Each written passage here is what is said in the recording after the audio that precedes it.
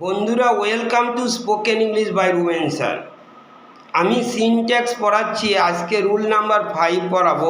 তোমাদের রুলটা হচ্ছে এরকম: কোনো দেশের নাম যেমন প্লুরাল হলেও কিন্তু ভার্ব কিন্তু সিঙ্গুলার। যেমন the United states of America, United states 50 states আছে, একটা দেশ, তখন ইজ এ রিচ কান্ট্রি।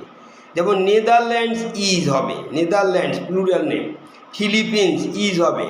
কিন্তু আবার যখন বইয়ের নাম প্লুরাল হলেও কিন্তু ইজ হবে, সিঙ্গুলার হবে। কেমন?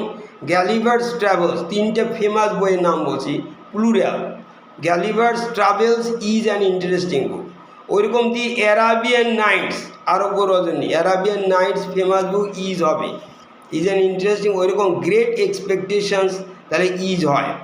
তারপরে রুল নাম্বার 6 দেখো, আমরা বলি অনেক সময় যেমন ডিস্ট্যান্স, দূরত্ব, মানি টাকা বা টাইম, সময়, ভলিউম, যে আয়তন অথবা ওয়েট ওজন, এরা একসঙ্গে একটা ইউনিট বুঝালে সবসময় সিঙ্গুলার হয়, ইউনিটি হয়। কেমন? 50 miles is a long distance, আর হবে না, পরীক্ষা আর দিয়ে রাখবে, ইজ এ লং, কারণ 50 মাইলস বা 50 কিলোমিটার, এখান থেকে বর্ধমান ধরা হয়তো 50 কিলোমিটার। এটা একটাই distance between Katwa and Bardhaman, A and B, between A and B একটা distance 50 kilometre, is a long distance, is হবে, আর হবে না। আবার ধরো মনে করো 10,000 রুপিস একসাথে, is a lot of money. 10 hours is a long time, এটা একসঙ্গে বোঝায়, ইউনিট, তখন ইজ হবে এগুলা।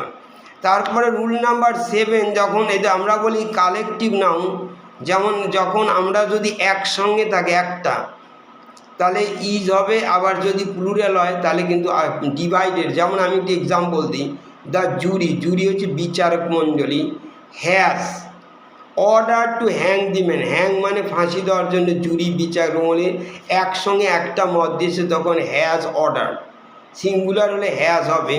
কিন্তু whereas the jury are divided in their opinion, যখন জুরি যখন দেখো কালেকটিভ নাউন যখন ডিভাইড হয়ে যায়, ভাগ হয়ে যায়, যেমন ক্লাস হচ্ছে ইজ হয়, class are divided into 2 groups, ওই রকম the jury are divided in their opinion, সাথে মতামত ভাগ হয়ে যাচ্ছে। তারপরে দেখো এখানে রুল নাম্বার 8, আমরা বলি যেমন পার্ট, রেস্ট বা হাফ, এটা সাবজেক্ট অনুযায়ী ভাব। দেখুন হাফ অফ দ্য ম্যাঙ্গো মানে একটি আমের অর্ধেক, তখন ইজ রটেন, পচে গেছে। কিন্তু হাফ অফ দি ম্যাঙ্গোস, 10টা আম ছিল, 5টা পচে গেছে, তখন আর রটেন। ওই রকম আমরা যদি বলি the part of the mango, একটি আমের অংশ ইজ রটেন, কিন্তু পার্ট অফ দি ম্যাঙ্গোস অনেকগুলো, ওই রকম আমরা বলি রেস্ট অফ দি ম্যাঙ্গো।